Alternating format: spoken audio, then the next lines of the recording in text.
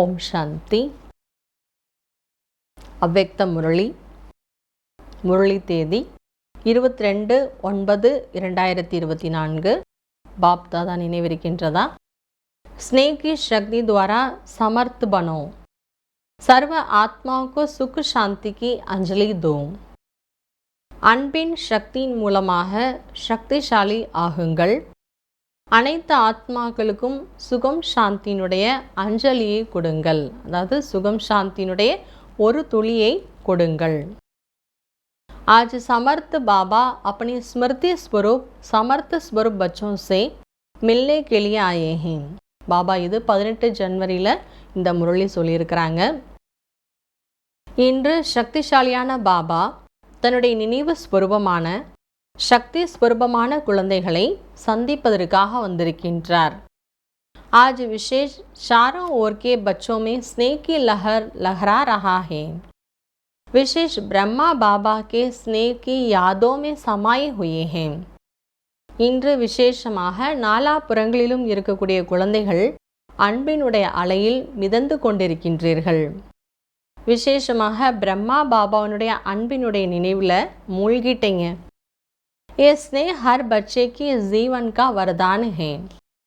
இந்த அன்பு தான் ஒவ்வொரு குழந்தையினுடைய வாழ்க்கைக்கு வரதானமாக இருக்கின்றது. परमात्मा स्नेह ने ही आप सबको नई जीवन दी.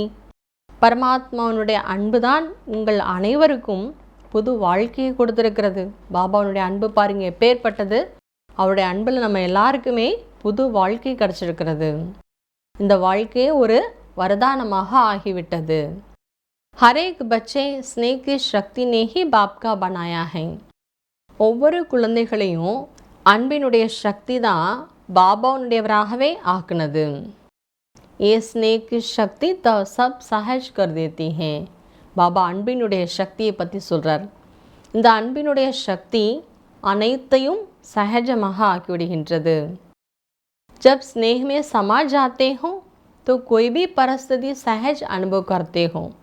बाप दादा भी कहते हैं कि सदा स्नेह के सागर में समाये रहो. எப்போ நம்ம அன்பில் மூழ்கிடுறோம் அப்போ எந்த ஒரு பிரச்சனைகள் குழப்பங்களாக இருந்தாலும் எப்படி அனுபவமாகும்? ஈஸியாக சகஜமாக அனுபவமாகும். பாப் தாதா கூட சொல்கிறார், குழந்தைகளை எப்பொழுதுமே அன்பு கடலில் மூழ்கியே இருங்க. स्नेह छत्र छाया है. जिस छत्र छाया के अंदर कोई माया की परछाई भी नहीं पड़ सकती है. அன்பு குடை நிழல் போன்றது. இந்த நிழலுக்குள்ள எந்த மாயாவுடைய நிழலும் படவே முடியாது. सहज माया जीत बन जाते हैं. ஈஸியாக மாயா जीत ஆகிவிடுவீர்கள். जो निरंतर स्नेह में रखता है उसको किसी भी बात की मेहनत नहीं करनी पड़ती है. யார் நிரந்தரமாக அன்பில் மூழ்கி இருக்கிறாங்க அவங்க எந்த ஒரு விஷயத்திற்கும் உழைக்க வேண்டிய அவசியமே இருக்காது. स्नेह सहज बाप समान बना देता है. स्नेह के पीछे कुछ भी समर्पित करना सहज होता है. அன்பு சகஜமாக பாப் சமான் ஆக்கிவிடும். அன்புக்காக எதையும் சமர்ப்பணம் செய்வது சகஜமும் ஆகிவிடும். अब बाप दादा सभी बच्चों से यही चाहते हैं कि बाबा के प्यार का सबूत सामने समान बनने का दिखाओ. பாப் தாதா அனைத்து குழந்தைகளிடமும் இதைத்தான் விரும்புகிறார். என்ன விரும்புகிறார்? பாபாவுடைய அன்புக்கு ரிட்டர்னாக பாப் சமான் ஆகி காட்டுங்க. சதா எண்ணங்களை சக்தி நிறைந்ததாக ஆக்குங்கள். இப்பொழுது வேண்டாத விஷயங்கள் வீணானதை சமாப்தி செய்யக்கூடிய சமாரவ் கொண்டாடுங்க. ஏன்னா வீணான விஷயங்கள் சக்திசாலியாக ஆக விடாது. எந்த காரியங்களை செய்தாலும் எப்பேற்பட்ட காரியங்களை செய்தாலும் பயிற்சி செய்யுங்க. நான் நிராகாரமான ஆத்மா இந்த சாக்கார கர்மேந்திரியத்தை ஆதாரமாக எடுத்து கர்மா செய்து கொண்டிருக்கின்றேன். நிராகார ஸ்திதியில் செய்ய வைக்கக்கூடியவர் என்ற நிலையில் இருங்க. இந்த கர்மேந்திரியங்கள் செய்யக்கூடியது நான் ஆத்மா செய்ய வைக்கக்கூடிய ஆத்மா என்ற நிராகார ஸ்திதி ஆத்ம ஸ்திதி ஆட்டோமேட்டிக்காகவே பாபா நினைவு நமக்கு ஏற்படுத்திடும். अच्छा, वरदान दृढ़ता की शक्ति द्वारा सफलता प्राप्त करने वाले त्रिकालदर्शी आसनदारी भव. वरदानम உறுதி என்ற சக்தியின் மூலமாக வெற்றியை அடையக்கூடிய திரிகாலதர்ஷி ஆசனதாரி ஆகுங்கள். दृढ़ता की शक्ति श्रेष्ठ शक्ति है जो अल्पेलापन की शक्ति को सहज परिवर्तन कर देती है. உறுதி என்ற சக்தி சிரேஷ்டமான சக்தி. அது சோம்பேறித்தனத்தினுடைய சக்தியையும் சகஜமாக மாற்றிவிடும். बाप दादा का वरदान है जहाँ दृढ़ता है वहाँ सफलता है ही.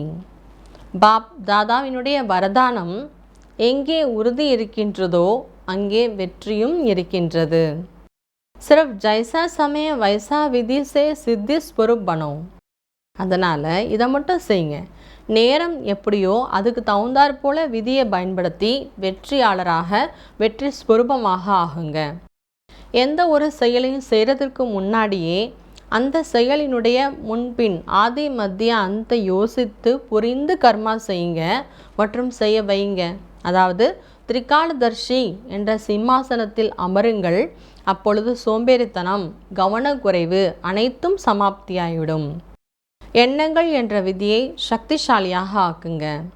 எண்ணங்கள்ங்கிற விதையை சக்திசாலி ஆக்குங்க. அதாவது வார்த்தை மற்றும் கர்மத்தில் சகஜமாக வெற்றி கிடைத்துதான் தீரும். ஸ்லோகன் சதா சந்துஷ்ட ரஹ் சர்வகோ சந்துஷ்ட கர்னே வாலே ஹி சந்துஷ்ட மணி. ஸ்லோகன் எப்பொழுதும் திருப்தியாக இருந்து அனைவரையும் திருப்திப்படுத்தக்கூடியவர்கள்தான் திருப்தி மணிகள். இன்றைய நாளிற்கான அவ்யக்த தூண்டுதல்கள். जब तक किसी में अंश मात्र भी कोई रस दिखाई देता है, असार संसार का अनुभव नहीं होता है, बुद्धि में ये नहीं आता कि सब मरे पड़े हैं, तब तक उनसे कोई प्राप्ति की इच्छा हो सकती है. பாபா சொல்கிறாங்க, எந்த ஒரு ஆத்மாக்களையும் அம்ச மாத்திரத்தினுடைய ரஸ் ஏதாவது விருப்பங்கள் ஆசைகள் என்பது இருக்கிறது. இந்த உலகமே சாரமற்ற உலகம் என்பதை அனுபவம் பண்ண முடியல. அடுத்து உலகத்தில் எல்லாருமே இறந்து போயிட்டாங்க என்பது புத்தியில் புரிஞ்சுக்கல. இதெல்லாம் நடக்காத வரைக்கும் இந்த உலகத்தில் எந்த விதமான விருப்பங்களினுடைய பிராப்தியும் அடைய முடியாது. அம்ச மாத்திரத்துக்கான விருப்பங்கள் இருந்தாலோ, சாரமற்ற உலகங்கிறது தெரியலைனாலோ, அல்லது உலகத்தில் எல்லாருமே மரே ஹுயே இறந்து போயிட்டாங்க, அழியக்கூடிய உலகம் மற்றும் இல்லை ஏதாவது அல்ப கால பிராப்தியினுடைய விருப்பங்கள் இருக்குதுன்னா அவங்க சதா காலத்திற்கான ஒரு ரசனையினுடைய அனுபவத்தை செய்ய முடியாது. உன்னை மர்தோं से किसी भी प्रकार की प्राप्ति कामना नहीं रख सकते हैं. ஆனால் யார் ஏக்கிற ஸ்திதியில் இருக்காங்க அவங்க இறந்து போன டெட் பாடியின் மீது எந்த விதமான பிராப்தியினுடைய விருப்பங்களையும் வைக்க மாட்டாங்க. कोई विनाशी रस अपनी तरफ आकर्षित नहीं कर सकता है. யார் ஒரே ரசனையில் இருக்கக்கூடிய ஆத்மாக்கள் அவங்கள ஒருபோதும் அழியக்கூடிய ரசனைகள் தன் பக்கமாக கவர்ந்திழுக்கவே முடியாது. ஓம் சாந்தி.